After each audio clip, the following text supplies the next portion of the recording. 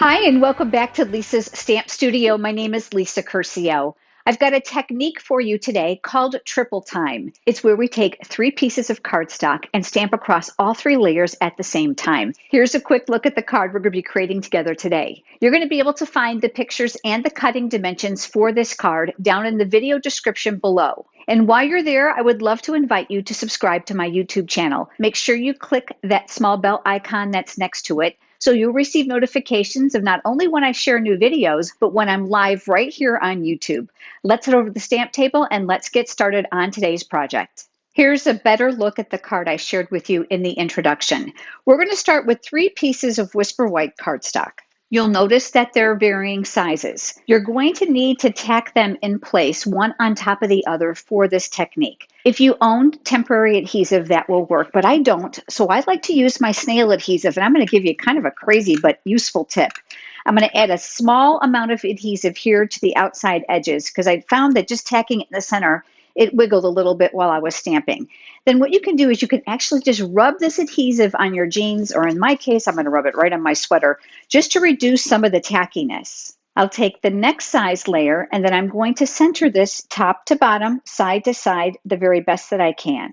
Once those are in place, I'll flip that over and do the exact same thing now in this next layer. Add a little bit of adhesive, I'm going to rub it on my sweater or your jeans, and this will get mounted to the next layer. Again, you want to try to center it the best that you can. You're going to need to cover your work surface for the next step because we're going to be stamping outside of the edges of the outside perimeter of the cardstock to create what looks like a designer paper or wallpaper type effect. I'm going to be using 3 ink pad colors and several images from the beautiful bouquet stamp set. Isn't this pretty? You're going to be able to find this stamp set in the Stampin' Up! Annual catalog. Now, if you don't already have a demonstrator and you would like to receive a complimentary copy of the current catalogs, head over to lisasstampstudio.com and click on Contact Me, and I'll be sure to include the sale brochure as well. I'm going to begin with Lovely Lipstick, and I've pulled out one of the flower images from that set. Now the stamps are clear, they are photopolymer, but the darker pigment colors will dye the photopolymer. It does not impede on the stamp, and you don't have to worry about that color coming off if you use it in another tone. Now the best tip I can give to you about this technique is to take your time.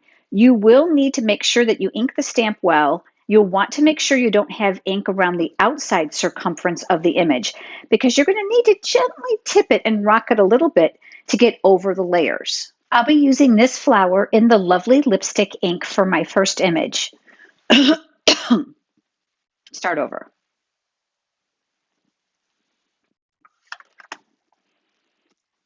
I'll be using the Lovely Lipstick ink for my first flower, and I've chosen this blossom from that stamp set. Now you're going to need to do a little bit of extra stamping and wiggling than you normally would when you are creating this technique, because remember you're going over the layers that are taped down here. So go ahead and make sure that your stamp is well inked. You also want to make sure that you don't have ink around the outside circumference of the stamp because we are going to have to do a little bit of wiggling. So I'm going to place that here and I'm gently going to rock that stamp to try to get as much of that image out as possible. You can see here that there's a very small margin of white between here, and yours might be actually bigger than that, but don't worry because we're going to end up layering these to help hide any imperfections. Now I'm going to go ahead and I'm going to repeat this step, and I'm going to add additional images across the layers just to create a wallpaper effect. Now, since I'm going to add other images, I'm going to leave some separation between these images to allow space for those. Here at the bottom, it's going to be important that you allow some of your image to hang off of the cardstock because, again, we are looking for some of that wallpaper type look. And then go ahead and fill in areas that you feel need a little bit more color. I'm going to switch over now to the Pool Party ink. This is the second color that I'm going to be using. And I've chosen a different flower from that exact same stamp set. So I'll go ahead and I'll ink that up. And I'm going to fill in some of these larger areas. Again, just like we've done before, you're going to want to make sure that you press and rock gently over those areas where the cardstock meets.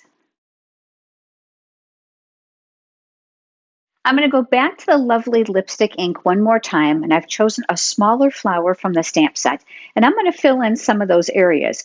I'm also going to make sure that I leave a little bit of extra space because I know that I'm going to be adding some leaves. For my leaves, I'm going to use Granny Apple Green, and I've chosen one of the single smaller leaves from that stamp set. And I'm going to pivot these in some of the open areas here. Here on this flower, I'm going to lay one of the leaves here. I'm going to work as close to the flower as I can. Again, I want to make sure that I'm rocking as I'm going over those layers. Turn the cardstock and don't turn your hand. You're going to find that you have better success with getting a better clean image that way. Now the leaves don't have to be directly across from each other. They can be side by side like I'm doing here.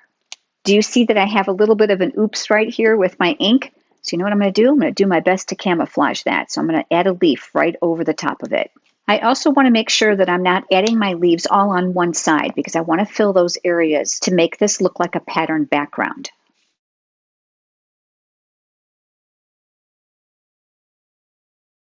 Now while I have my ink pad out, I'm going to set that off to the side. And I've got a strip here of Whisper White cardstock that I'm going to stamp the greeting on.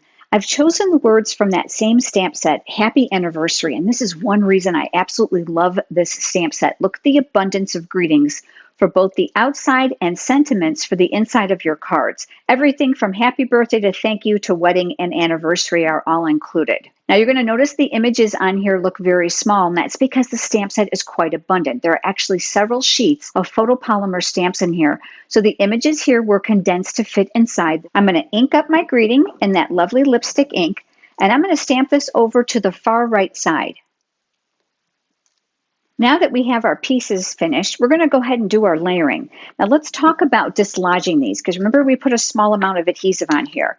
Go ahead and lift one end. Just be very careful you don't bend the cardstock too much. And then I like to wiggle this, kind of going back and forth. If you mar this paper underneath, it's okay because that area is going to be hidden when we're finished.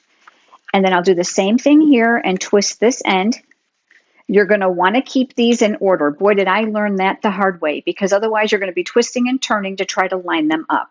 Now I have cut coordinating sizes of cardstock for us to layer those on. I love to use my silicone craft sheet when I'm using adhesive. Liquid glue, hot glue, and adhesive will not stick to it, which makes it perfect for keeping your work surface nice and clean, especially if you like to work very close to the edges, as I do. And then I'm going to layer this piece on top of here. You're going to leave about 1/4 of an inch border all the way around. I've cut another piece for the second layer, and we're going to do the exact same thing by adding adhesive to the back side. Then we have the card base. This was scored in half already before you joined me, and I'm going to go ahead and fold that. And I love to use my bone folder for that nice crisp edge on my card. And this is where that largest panel is going to get adhered. Once again, I'll go ahead and use my silicone craft sheet to add my adhesive, and I'm going to work generously in my 4 corners and a little bit across the top. Just like we've done before, this panel is going to get centered as well. Now it's a matter of layering these pieces. So this piece is going to go on top of here. You're also going to notice there's a little bit of what we call a skip here, and that's because of the layer. That's a wonderful thing, because if you have any imperfections in your stamping, that's going to kind of hide that area where one piece of cardstock ended and another one started. So I'm going to go ahead and do the same thing that I've done before. I'm going to add adhesive to the back side.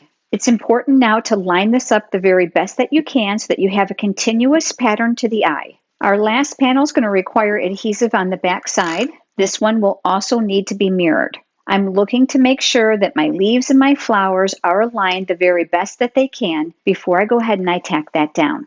I'm going to push that off to the side. And remember our greeting? Well, I decided to border this as well, so there was continuity to the card base. So I'm going to add adhesive to the back side. I'm going to work right along that strip so that it's well tacked down. I've got a piece of coordinating pool party cardstock here, and I'm going to leave a small border at the top and the bottom of this layer. I'm going to flip this over, and I'm going to use dimensionals for the back side. I want to make sure this is well balanced. This is a really generous size panel, so I'm going to be very generous with those dimensionals. I'm always aware that my cards are going to go through the mail meter at the post office, which can do a real number on your cards. So you want to make sure they don't come out sagging on the receiving end. I've just used that Take Your Pick pickup tool.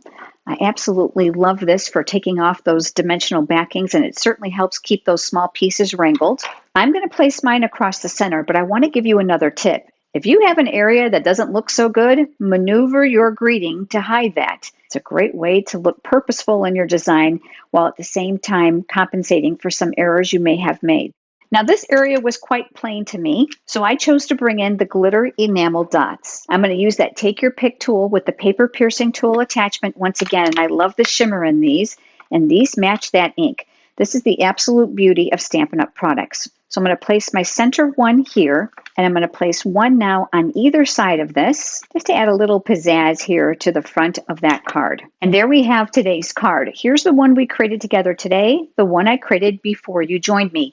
A really fun technique. You can even use outline stamps and color in your image. The possibilities are endless. If you have enjoyed today's video, would you please give it a thumbs up here on YouTube, which is a like. It certainly helps. And I look forward to seeing you next time. Have a great day.